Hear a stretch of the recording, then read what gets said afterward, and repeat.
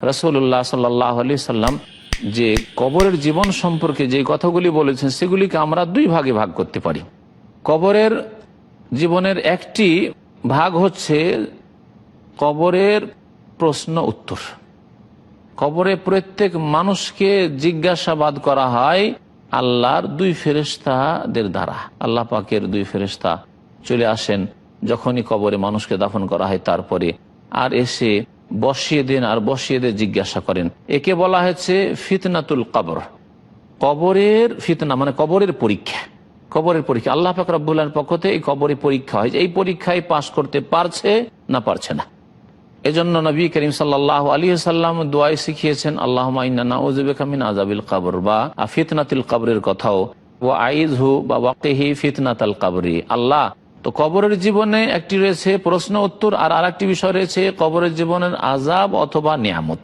এই দুটি বিষয়কে আপনাদের সামনে আমি পেশ করার চেষ্টা করব সহিহ হাদিসের আলোকে, এবং কোরআনে কারীমের আয়াতে যে ইঙ্গিতগুলি রয়েছে কবর আযাব সম্পর্কে সেগুলিও উল্লেখ করব। আল্লাহ পাক রব্বুল আলামিন কোরআনে কারীমের সূরা ইব্রাহিমে ইরশাদ করেছেন, ইউসাব্বিতুল্লাহুল্লাযীনা আমানু বিল কওলিস সাবিতি ফিল হায়াতিদ দুনিয়া ওয়া ফিল আখিরাহ।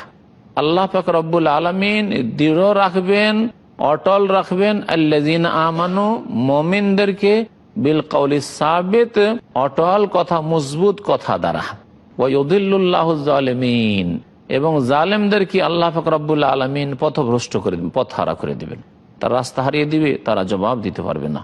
ওয়াফারুল্লাহু মা ইয়াশা, এবং আল্লাহ যা চাইবেন তাই করবেন। বারা বিন আযিব রাদিয়াল্লাহু তাআলা আনহু বলছেন যে এই আয়াতটি কবরের জীবন সম্পর্কে, কবরের নিয়ামত বা আযাব সম্পর্কে, কবরের এই প্রশ্ন উত্তর সম্পর্কে নাযিল হয়েছে। নবী করিম সাল্লাল্লাহু আলাইহি ওয়াসাল্লাম ইরশাদ করেছেন, সহিহ বুখারী এবং মুসলিমে এই রিওয়ায়াত রয়েছে যে যখন মানুষকে কবরে দাফন করে দেওয়া হয়, ওয়াতাওয়াল্লা আনহু আসহাবুহু, এবং সাথী সঙ্গীরা দাফন করে সেখান থেকে ফিরে চলে আসে, নিজ নিজ বাড়ির দিকে টান দেয়। ওয়া ইন্নাহু লা ইয়াসমাউ কারআ নিআলিহিম, সেই সময় লোকেরা যে চলে যাচ্ছে তাদের জুতো স্যান্ডেলের আওয়াজ ওই ব্যক্তি শুনতে পায়। দুইজন ফেরেশতা চলে আসে, আতাহু মালাকানে ফায়ুজলিসানিহি, দুই ফেরেশতা এসে তাকে ওইখানে বসিয়ে দেয়। এই কবরের জীবনে যে বসিয়ে দেয়, এই বিষয়গুলি দেখার বিষয় নয়, এগুলি হচ্ছে ঈমান বিল গায়ব, না দেখে বিশ্বাসের বিষয়। না দেখে দুনিয়ার ক্ষেত্রে আমরা অনেক কিছু বিশ্বাস করি। জীবাণু দেখেন না আপনি, জীবাণুকে আপনি বিশ্বাস করছেন। আপনি বিদ্যুৎ দেখেন না, তারের মধ্যে সেই বিদ্যুৎকে বিশ্বাস করছেন। এইরকম আজকে সায়েন্সের যুগে বহু দুনিয়াবি বিষয়, পার্থিব বিষয় না দেখে আমরা বিশ্বাস করছি। আল্লাহ পাক রব্বুল আলামিন মানুষকে যে দৃষ্টি শক্তি দিয়েছেন এবং বিবেক বুদ্ধি দিয়েছেন তা সীমিত। এই দৃষ্টি শক্তি চলে যাচ্ছে দাফন করে, তখনই ফেরেশতারা এসে বসিয়ে দিয়েছে। আত্মীয় স্বজনরা চলে গেল, সাথীরা চলে গেল, আমাকে ছেড়ে আমাকে একা রেখে চলে গেল। ওই সময় তাকে জিজ্ঞাসা করা শুরু হবে। যদি সৎ লোক হয় এক রকমের উত্তর হবে, অসৎ মানুষ হয় তাহলে তার উত্তর আলাদা হবে, মুমিনের উত্তর আলাদা হবে, কাফের মুনাফিকের উত্তর আলাদা হবে। নবী করিম সাল্লাল্লাহু আলাইহি ওয়াসাল্লাম ইরশাদ করেছেন, জিজ্ঞাসা করবেন ফেরেশতা, এই দুই ফেরেশতার নাম হচ্ছে মুনকার এবং নাকির। এই মুনকার নাকির ফায়ুজলিসানিহি ফায়াকুলানি লাহু, বসিয়ে দেবে এবং জিজ্ঞাসা করবে যে মান রাব্বুকা, তোমার প্রতিপালক কে, তোমার রব কে। যদি মুমিন হয়, আম্মাল মুমিন, যদি মুমিন হয় বলবে ফায়াকুলু রাব্বি আল্লাহ, আমার রব আল্লাহ, আমার সৃষ্টিকর্তা, আমার রিজিক দাতা, আমার লালন পালনকারী আল্লাহ। তাওহীদের সাক্ষ্য দেবে। তখন জিজ্ঞাসা করা হবে মা দীনুকা, তোমার দিন কি ছিল, তোমার ধর্ম কি ছিল, তোমার জীবন বিধান কি ছিল, কোন জীবন বিধান তুমি গ্রহণ করেছিলে, আল্লাহ প্রদত্ত জীবন বিধান গ্রহণ করেছিলে, যা শেষ রাসূল মুহাম্মদ রাসূলুল্লাহ সাল্লাল্লাহু আলাইহি সাল্লামের মাধ্যমে সারা বিশ্বের মানুষের জন্য এসেছে, আর না অন্য কোন মানব রচিত বিধান অথবা বিকৃত বিধান তোমরা গ্রহণ করেছিলে, রহিতকৃত বিধান গ্রহণ করেছিলে। মা দীনুকা, তোমার দিন কি ছিল, তোমার পন্থা কি ছিল। মুমিন বলবে দীনুল ইসলাম, আমার দিন ইসলাম ছিল, আমি ইসলামের অনুসারী ছিলাম, আমি আল্লাহর সামনে আত্মসমর্পণকারী ছিলাম, আমি আল্লাহর বিধানের সামনে, আল্লাহর কোরআনের আইনের সামনে আত্মসমর্পণকারী ছিলাম। তারপরে জিজ্ঞাসা করা হবে মা হাযার রাজুল আল্লাযী বুইসা ফীকুম, ওই ব্যক্তি কে যাকে তোমাদের কাছে প্রেরণ করা হয়েছিল। তখন মুমিন যদি হয় জবাব দেবে যে হুয়া রাসূলুল্লাহ সাল্লাল্লাহু আলাইহি ওয়াসাল্লাম, তিনি আল্লাহ পাকের প্রেরিত রাসূল, জাআনা বিল বায়িনাত, সুস্পষ্ট আমাদের কাছে দলিল প্রমাণ নিয়ে এসেছিলেন এবং আমি ঈমান নিয়ে এসেছি এবং বিশ্বাসও করেছি। আল্লাহ পাক রব্বুল আলামিনের পক্ষ থেকে ডাক দেওয়া মুনাদিম মিনাস সামাই, আকাশ থেকে আহ্বানকারী আহ্বান করে ডাক দেবে এবং বলবে আন সাদাকা আবদি, আমার বান্দা সত্য বলেছে। আল্লাহ পাক রব্বুল বলবেন যে আমার বান্দা সত্য বলেছে।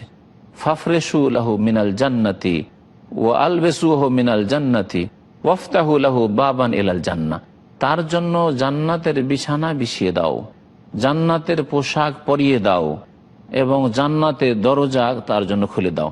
ফায়াতিহি মিন রিহিহা ওয়া তিবিহা, জান্নাতের সুগন্ধি আসতে থাকবে, জান্নাতের মনোরম বাতাস আসতে থাকবে, জান্নাতের নিয়ামত ভোগ করতে থাকবে।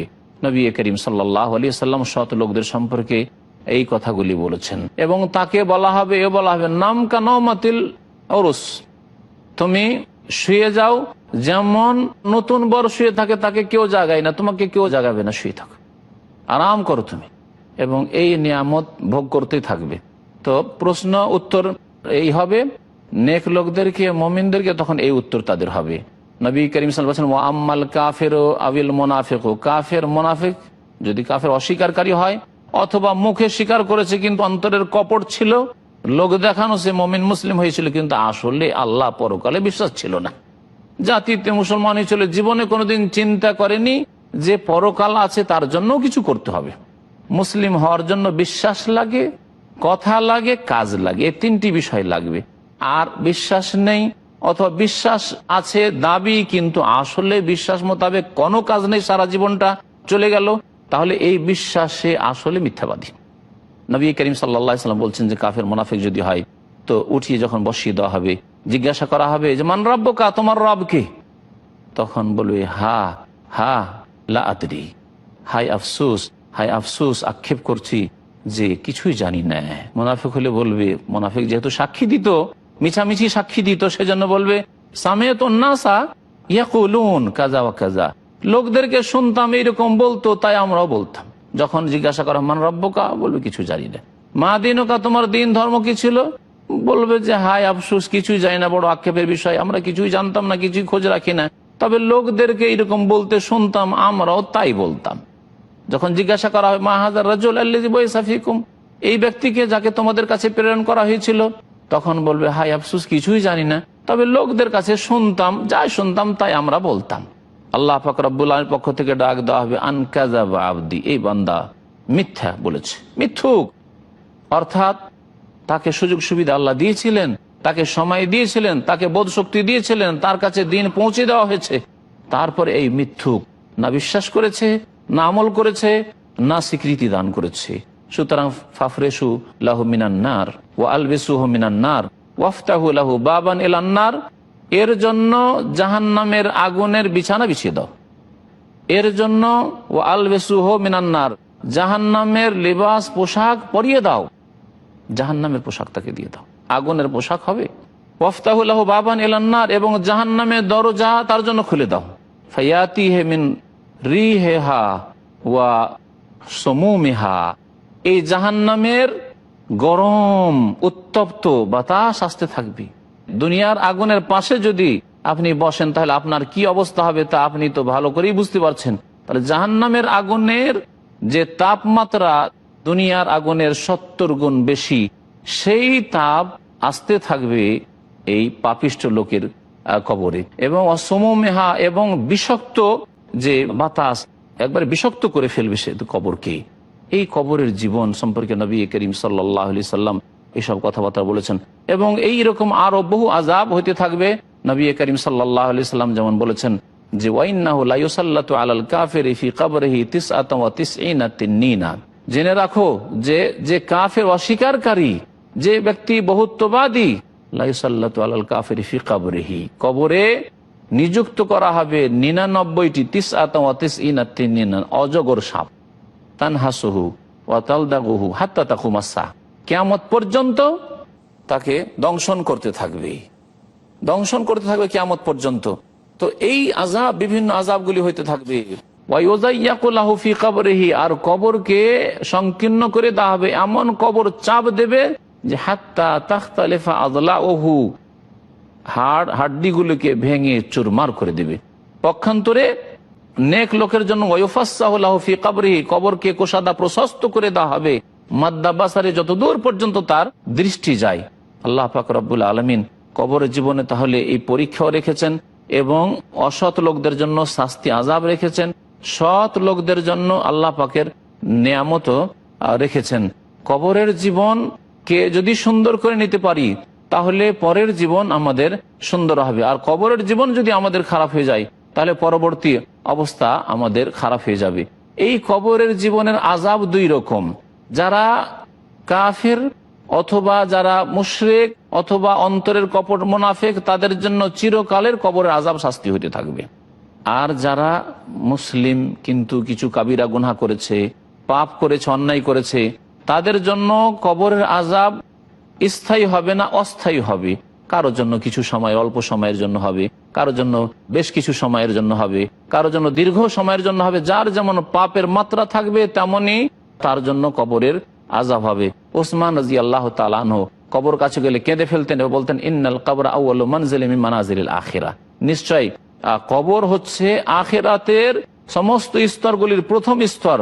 ফামান নাজা ফিহা, এই কবরে যদি নাজাত পেয়ে যায়, মুক্তি পেয়ে যায়, ফামা বাদাহু আইসার, তাহলে তারপরে অবশ্যই সহজ হয়ে যাবে এবং তাতে মুক্তি পাবে। সুতরাং আল্লাহ পাক রব্বুল আলামিন যেন আমাদেরকে কবরের আযাব থেকে বাঁচার তৌফিক দান করেন এবং কবরের আযাব থেকে বাঁচার জন্য যে সৎ আমলের প্রয়োজন রয়েছে আল্লাহ পাক আমাদেরকে সৎ আমলের তৌফিক দান করেন।